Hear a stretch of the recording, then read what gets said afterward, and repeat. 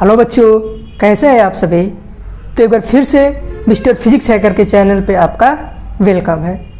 तो आज हम लोग पढ़ेंगे क्लास 11th के डिफरेंशियल इक्वेशन और हमारा लेक्चर नंबर 9 होगा। ठीक है बाबू, तो आप लोग बुक और पेन के साथ बैठे, क्योंकि आज जो हमारा लेक्चर होगा वो होगा मैथमेटिकल फिजिक्स का पार्ट नंबर 2। कल के हमने लेक्चर में पढ़ा था स्लोप के बारे में।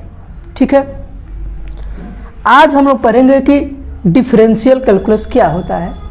आज हम लोग डिफरेंशियल कैलकुलस के बारे में समझेंगे कि डिफरेंशियल कैलकुलस हमें क्या बताता है। तो जरा इसका डिफिनीशन लिखने हैं पहले। The concept of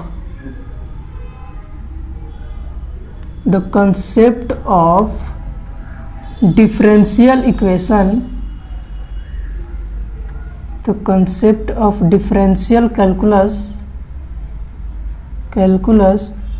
define the slope of any function। किसी भी फंक्शन का ये हमें क्या डिफाइन करता है, स्लोप बताता है। ठीक है बाबू, and the rate of change of function. हमारे पास डिफरेंशियल कैलकुलस क्या कहता है कि अब किसी भी स्लोप का फंक्शन डिफाइन करने के लिए यूज करते हैं डिफरेंशियल कैलकुलस का। और डिफरेंशियल कैलकुलस जो हमें उस रेट ऑफ चेंज जो क्या बताता है, फंक्शन के किस रेट से फंक्शन हमारा चेंज हो रहा है उसके रेट को बताता है फंक्शन। ये तो हमारा डिफिनेशन हुआ। आपको एग्जाम्पल के थ्रू समझाने का प्रयास करते हैं, बहुत ही बारीकी से समझ में आएगा आपको। ठीक है बाबू, जरा एक एग्जाम्पल के थ्रू समझते हैं। ठीक है, हमारे पास मान लेते हैं कि एक फंक्शन है y इजिकल टू एक्स के पावर n। ये क्या टर्म बता रहा है हमें कि y जो है x का क्या है, फंक्शन है।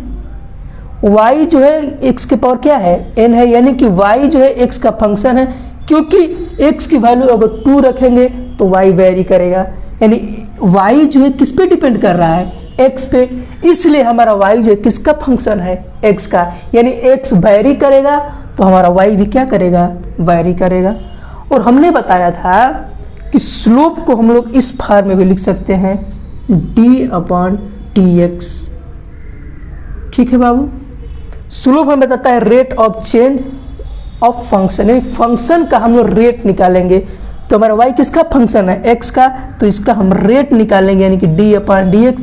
और y की जगह पे क्या लिख देंगे, यानी y/x होता है, तो इसको क्या लिख सकते हैं हम लोग d/dx। और y इक्वल क्या लिख सकते हैं बाबू, x के पावर n।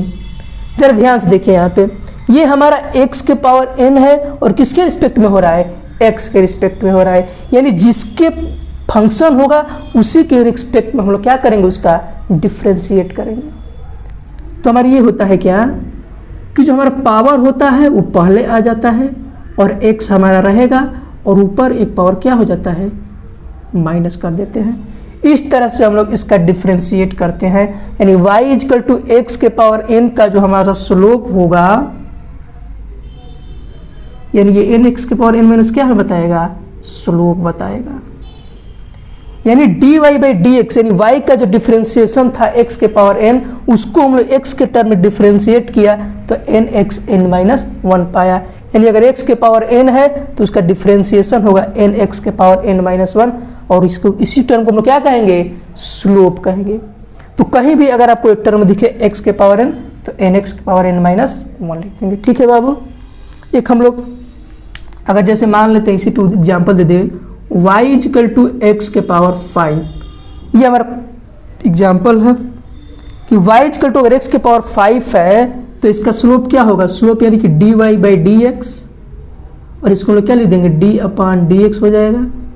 और y की जगह पे क्या है बाबू, x के पावर 5, तो हमारा जो रिजल्ट मिलेगा, पावर पहले आएगा 5 और हमारा x एटीज रहेगा और एक पावर माइनस कर देंगे, यानी कि 5x के पावर क्या हो जाएगा, 4 हो जाएगा।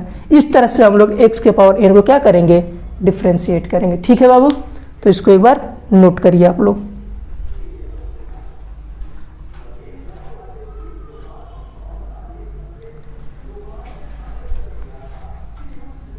ठीक है बाबू, इसको नोट करिए आप लोग जल्दी से। डस्टर कहाँ रख दिए हम, एक बार डस्टर ले लेते हैं, उसके बाद इसको इरेज करते हैं। ठीक है बाबू, तो आप लोग इसको नोट करिए एक बार। अब हम इसको इरेज करते हैं, ठीक है, ऊपर से इरेज करते हैं।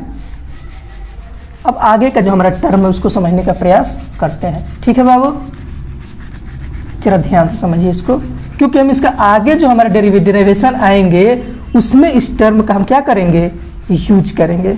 ठीक है, क्योंकि इसके बिना हम लोग आगे के कंसेप्ट को रीड नहीं कर सकते हैं। अब हमारा नेक्स्ट क्या टर्म आता है कि अगर मान लेते हैं हमारे पास y equal to c x के पावर n है। क्या है बाबू, y सी एक्स के पावर n है, जहां पे हमारा c क्या है, कांस्टेंट है। c क्या है, कांस्टेंट है। ठीक है बाबू, सी एक्स के पावर n और c हमारा क्या है, कांस्टेंट है। इसको हम लोग कैसे करेंगे, तो d अपॉन डी एक्स, क्योंकि हमारा ऊपर फंक्शन किसका है, x का, तो x का फंक्शन के रिस्पेक्ट में हम लोग इसको क्या करेंगे, डिफरेंशिएट करेंगे। जो हमारा फंक्शन होगा उसी के टर्म में इसको क्या करेंगे, डिफरेंशिएट करेंगे। तो हमारा टर्म ऊपर क्या है, x के पावर n है, यानी x से हम लोग क्या करेंगे, इसको डिफरेंशिएट करेंगे, यानी dy बाई डी एक्स लिखेंगे, ये हमारा स्लोप बताएगा। और d upon d x, y equal to क्या लिख देंगे बाबू, सी एक्स के पावर n है। ठीक है, हमारा c जो है ये कांस्टेंट है, यानी हर एक जगह क्या होगा, ये कांस्टेंट होगा। तो जो चीज़ कांस्टेंट रहता है उसको हम बाहर करते हैं, और d upon d x, x के पावर n।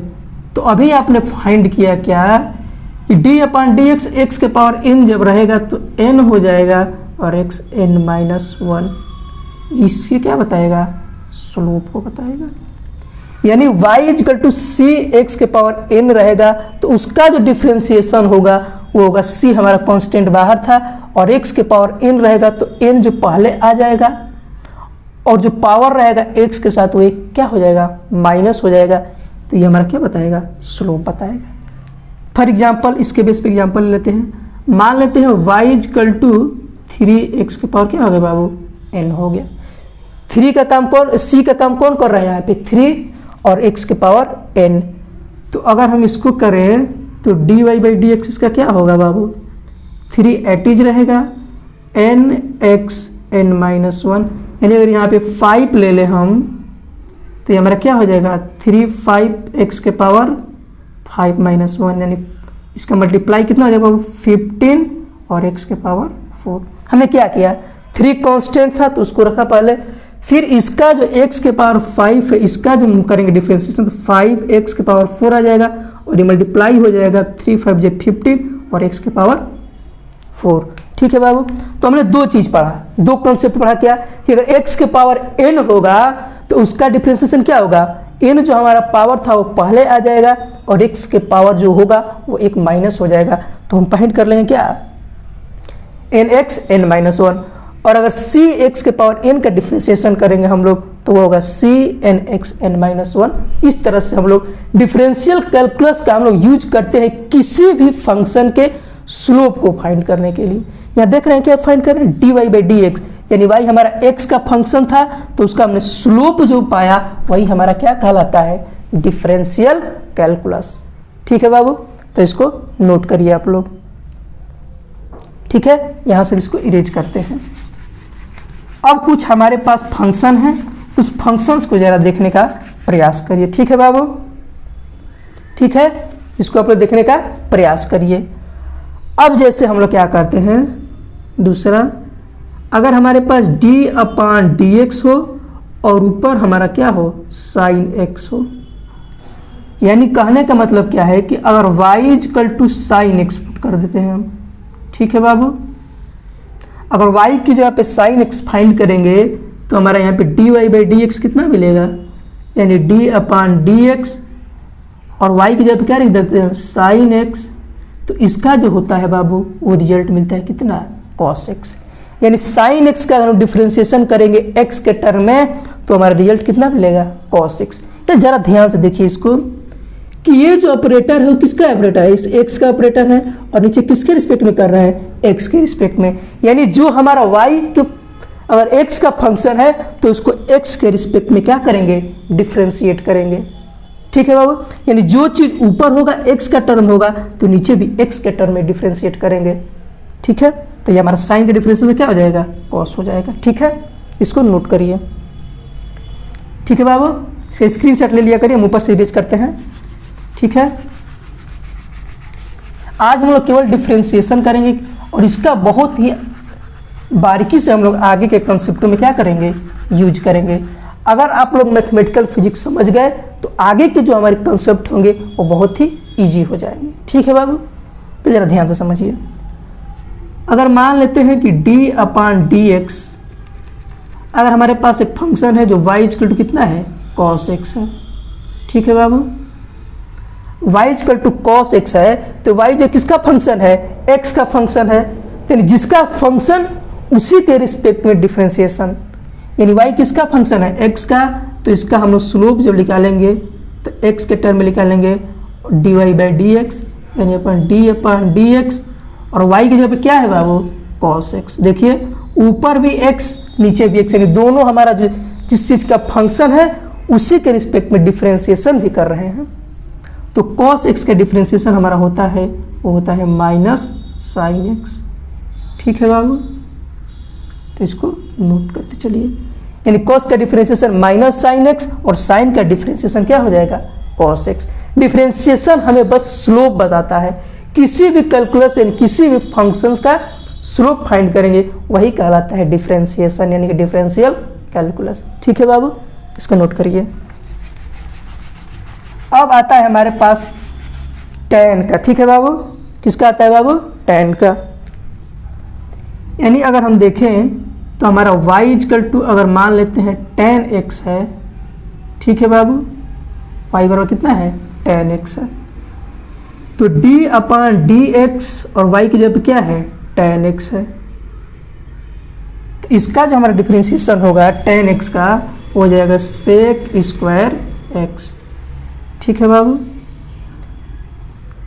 यानी कि tan x का हमारा स्लोप होगा वो कितना हो जाएगा, sec² x। तो इसको नोट कर लीजिए। ठीक है बाबू, तो इसको जल्दी से नोट करिए, आप लोग जल्दी से नोट करिए। ठीक है, अब अगर एक टर्म देखा जाए, और अगर मान लेते हैं हम लोग y बराबर c हो जाता है, क्या जाता है बाबू, y बराबर c, यानी हमारे ये जो c है ये क्या है, कांस्टेंट है। c क्या है, कांस्टेंट है। अगर कोई कहे कि y बराबर c है, यानी y यहाँ किसी का फंक्शन नहीं है बल्कि y क्या है, कांस्टेंट है, तो जरा ध्यान से इसको समझिएगा कि अगर किसी भी कांस्टेंट फंक्शन का डिफरेंशिएशन करेंगे तो वो हमेशा कितना होगा, 0 होगा। Got it. ठीक है, यानी कि यहाँ dy/dx जो होगा, यानी d/dx और y हमारा 0 हो जाएगा, तो हमारा फंक्शन भी कितना हो जाएगा, 0। यानी कोई भी हमारा टर्म अगर कांस्टेंट यहाँ c है तो कांस्टेंट का डिफरेंशिएशन ऑलवेज कैसा होगा बाबू, 0। यानी कहने का मतलब यह है कि कांस्टेंट का जो हमारा डिफरेंशियल कैलकुलस यानी कि डिफरेंशिएशन जो होगा वो होगा 0। ठीक है, तो इसको नोट करिए, तो हमको इरेज करते हैं। ठीक है बाबू, ओके, इसको इरेज करते हैं। ठीक है, इसको नोट करिए। ठीक है बाबू, इसको हम नोट करते हैं, ऊपर से नोट कर देते हैं, इरेज करते हैं, ऊपर से नोट कर लिया करिए। ठीक है, अब हम देखते हैं क्या, अगर मान लेते हैं हमारे पास एक फंक्शन है, ये तो कांस्टेंट था। अगर मान लेते हैं हमारे पास y इक्वल टू एक टर्म u हो और एक v हो, इस तरीके से हमारा फंक्शन दिया हो कि y इक्वल टू u.v हो। ठीक है बाबू, y इक्वल टू u.v हो, इसका हम लोग स्लोप कैसे फाइंड करेंगे। ठीक है, तो देखिए, यानी d/dx निकालना है हमें, और y जो क्या है, u इंटू v। ठीक है, अब ऊपर से जरा ध्यान से देखिए, क्या यहाँ पे u x का भी फंक्शन है और भी हमारा किसका फंक्शन है, x का फंक्शन, ठीक है। यानी दोनों हमारे u और v जो है x का फंक्शन है।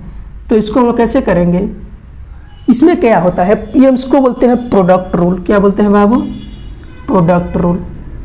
क्या बोलेंगे, प्रोडक्ट रूल। यानी जब हमारे प्रोडक्ट के फॉर्म में फंक्शन दिया हो तो उसका डिफरेंशिएशन कैसे करते हैं, ठीक है। पहले हम लोग क्या करते हैं, इन दोनों में से किसी एक को पहले सेलेक्ट करते हैं u, और दूसरे का क्या कर देते हैं, डिफरेंशिएशन कर देते हैं। इन दोनों में से पहले फंक्शन को हमने कांस्टेंट माना और दूसरे को क्या कर दिया, डिफरेंशिएट कर दिया। उसके बाद आता है प्लस का साइन, दूसरे को सेलेक्ट करेंगे, कांस्टेंट मानेंगे और पहले को क्या कर देंगे, डिफरेंशिएट कर देंगे, ठीक है बाबू।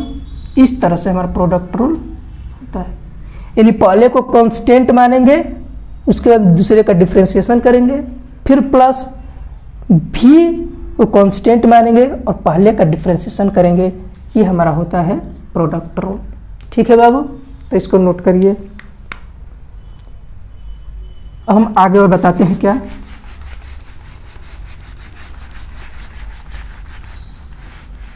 ये हमारा डिवाइड, इसको प्रोडक्ट रूल बोलते हैं हम लोग। अब हमारे पास अगर मान लेते हैं ऐसे आ जाता है कि y is equal to u upon में भी, y is equal to u upon में भी, इसका हम लोग डिफ्रेंशिएशन कैसे करेंगे, तो जरा ध्यान से देखिए, d अपान डी एक्स और u अपान में भी, इसका हम लोग डिफ्रेंशिएशन करना है, ठीक है बाबू। ध्यान से देखिए, इसको हम लोग बोलते हैं डिवाइड रूल। क्या बोलेंगे बाबू, डिवाइड रूल, ठीक है।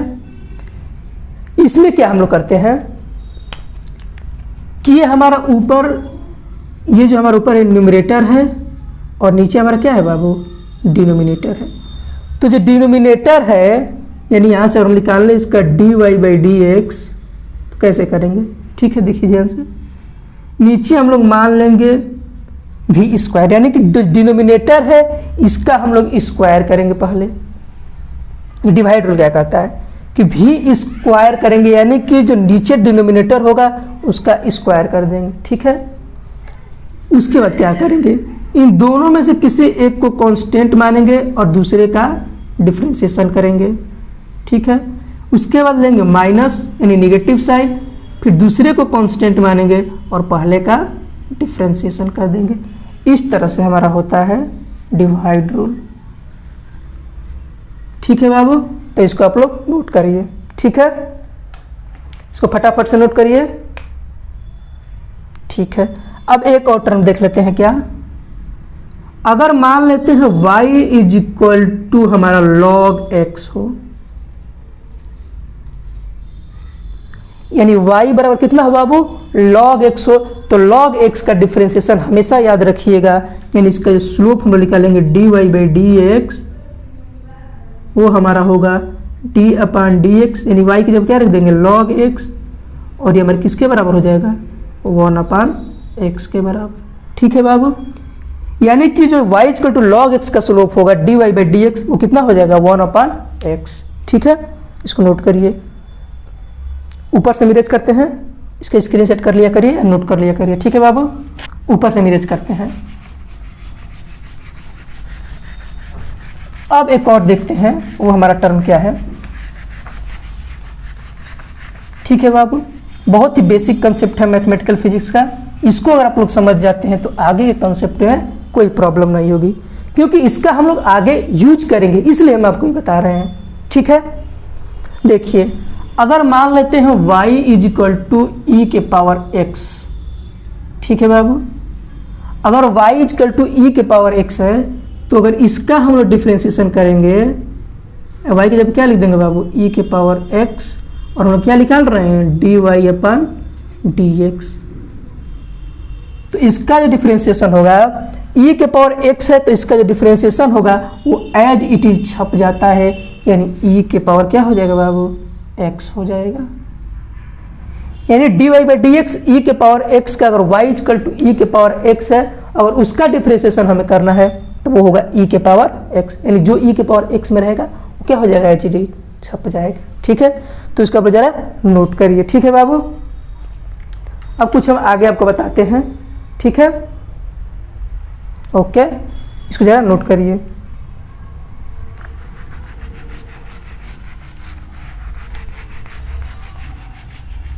अब हमारे पास टर्म आता है, अगर मान लेते हैं y is equal to cot x दे देता है, कितना बाबू, कॉट एक्स, तो अगर इसका हम स्लोप निकालें d y by d x, यानी डी अपान डी एक्स, और y इजकल टू हो जाएगा कॉट एक्स, तो कॉट एक्स का जो डिफ्रेंसिएशन होता है हमारा वो होता है माइनस कॉसेक स्क्वायर एक्स।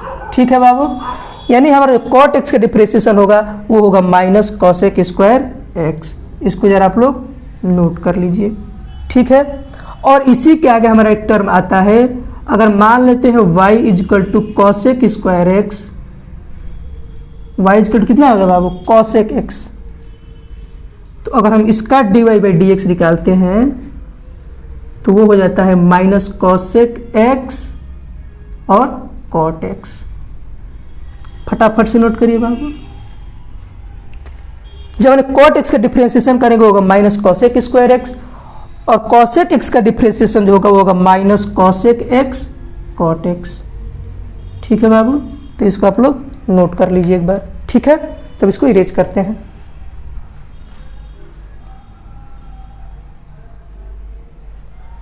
ठीक है बाबू, इसको इरेज करते हैं। ठीक है, अब एक हमारे पास कंसेप्ट आता है, जरा उस कंसेप्ट को समझिए तो हम आपको आगे समझाते हैं। ठीक है बाबू, हमारे आगे जो कंसेप्ट आता है वो हमारा कंसेप्ट है चेन रूल। क्या है बाबू, चेन रूल। ये चेन रूल क्या है जरा इसको समझते हैं। ठीक है, जरा ध्यान से समझिए। अगर मान लेते हैं हमारे पास y equal to sine 3x है, कितना है बाबू, y equal to sine 3x। ठीक है, और हमें निकालना है dy अपॉन dx। ठीक है, y equal to sine 3x है और हमें निकालना है dy बाई dx। तो जरा ध्यान से देखिए कैसे करते हैं। अगर मान लेते हैं d अपॉन dx है और y इक्वल टू क्या है, 3x। ठीक है बाबू, जरा ध्यान से इसको देखिए, ऊपर में हमारा 3x है और नीचे में हमारा x है। क्या ये 3x का x फंक्शन है? साइन के साथ x जब था तो साइन x अपान x यानी x का फंक्शन x था, लेकिन यहां जो है d अपान डी एक्स ये 3x है, तो जब 3x है तो यहां भी तो 3x होना चाहिए, तभी तो डिफ्रेंसिएशन करेंगे, सेम टर्म मिल जाएगा। क्योंकि जैसे हमने यहाँ बताया था कि y equal to sine x था, तो जब इसका dy बाई डी एक्स निकाल रहे थे तो d अपान डी एक्स और हम क्या y equal to sine x find कर रहे थे, यानी यहाँ x साइन किसका फंक्शन था, x का, तो x के टर्म में डिफ्रेंशिएट हो रहा था। ठीक उसी तरह से D y equal to 3x है तो नीचे भी हमारा 3x क्या होगा बाबू, इसको बनाना पड़ेगा। तुम इसको क्या ऐसे कर सकते हैं, क्या ध्यान से देखिए,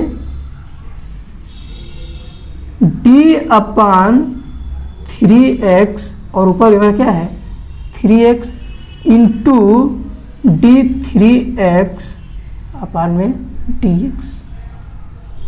क्या ऐसे कर देंगे तो कोई इस पर फर्क पड़ेगा? कहने का मतलब क्या है कि dy बाई dx को अगर dx अपान dy लिख दें तो क्या इस पे कोई इफेक्ट पड़ेगा? नहीं पड़ेगा। तो ठीक इसी तरह से हम लोग क्या करते हैं, पहले इसको हम लोग 3x का फंक्शन बनाएंगे। ठीक है बाबू, तो आगे हम लोग क्या करते हैं, हमारे पास d अपान डी 3x है और ऊपर किसका फंक्शन था, साइन 3x, और इनटू क्या मल्टीप्लाई कर देंगे, साइन 3x अपान में x। ठीक है, ये हमारा साइन 3x था बाबू, यहाँ पे क्या था, साइन 3x। चलो ध्यान से तो समझिए, ये भी 3x x का फंक्शन हो गया, और यहाँ पर 3x यानी x जो है और x का फंक्शन हो गया। अब आसानी से हम लोग क्या कर देंगे, यानी साइन का डिफरेंशिएशन क्या हो जाएगा बाबू, cos 3x। साइन 3x का डिफरेंशिएशन 3x, यानी साइन 3x का डिफरेंशिएशन क्या हो जाएगा, cos 3x, और इंटू ये क्या हो जाएगा 3 इंटू डी एक्स अपान में x, यानी कि इसको और क्या लिख सकते हैं 3 cos 3x। एक बार इसको और समझाते हैं, ठीक है बाबू, जरा ध्यान समझिए। साइन 3x है तो y की जगह पर हमने साइन 3x रख दिया, यहाँ पे क्या रहेगा बाबू, y is equal to sine 3x था। तो साइन के साथ ऑपरेटर कौन था 3x, तो ये 3x ऑपरेटर है, तो ये 3x के टर्म में भी तो डिफरेंशिएशन होना चाहिए, क्योंकि जब साइन x था तो d अपन dx करे तो x और x का फंक्शन ऑपरेटर मिल रहा था। उसी तरह से साइन 3x है तो इसको भी 3x बनाएंगे, तो 3x करेंगे डिवाइड और उतने से ही मल्टीप्लाई कर देंगे, और dx करने तो ये हमारा क्या हो जाएगा, कैंसिल हो जाएगा। कैंसिल होगा नहीं, लेकिन कैंसिल करके तो देखिए तो क्या यही टर्म यहाँ पे तो मिल रहा है, साइन 3x अपन 3x, d साइन 3x अपन dx, और 3x और ये भी 3x, तो मल्टीप्लाई करें, सॉरी जब डिफरेंशिएशन करेंगे इसका तो cos 3x, और 3 हमारा कांस्टेंट था बाहर आएगा, तो dx अपन x का 1, dx अपन x क्या हो जाएगा बाबू, डिफरेंशिएशन 1 और 3 cos 3x। तो इस तरह से हमारा मिल गया क्या, dy बाई dx। ये हमारा क्या, चेन रूल। इसको आप लोग नोट करिए, ठीक है बाबू, ओके, इसको नोट करिए, ठीक है। एक बार वीडियो क्वालिटी हम देख लेते हैं, ओके, कोई दिक्कत नहीं है, ठीक है बाबू। तो चेन रूल हमारा यही था, कोई दिक्कत, ठीक है। तो आज का जो हमारा लेक्चर है, आज का लेक्चर में यहीं पे समाप्त करते हैं। कल के लेक्चर में इसके आगे कंटिन्यू किया जाएगा। तो जितना आज हमने आपको समझाया उसको आप जाके एक बार रिवीजन कर लीजिए, क्योंकि बाबू रिवीजन जो है वो हमारे आगे के कंसेप्ट जो आएंगे उसको पढ़ने में आसानी होगा। अगर हम आज जो जो पढ़ते हैं, मान लेते हैं कि अगर आज हमने जो पढ़ाया उसको आप आज ही रिवीजन कर लें तो बेटर होगा, क्योंकि अगर आप एक एक दिन का कंसेप्ट रिवीजन करते चलेंगे तो आपको एक ऐसे दिन आएगा जब आपके सारे कंसेप्ट रिवीजन हो जाएंगे। तो आप लोग डेली पढ़ाई कीजिए बाबू, ठीक है। तो आज का लेक्चर यहीं पे समाप्त करते हैं। Best of luck.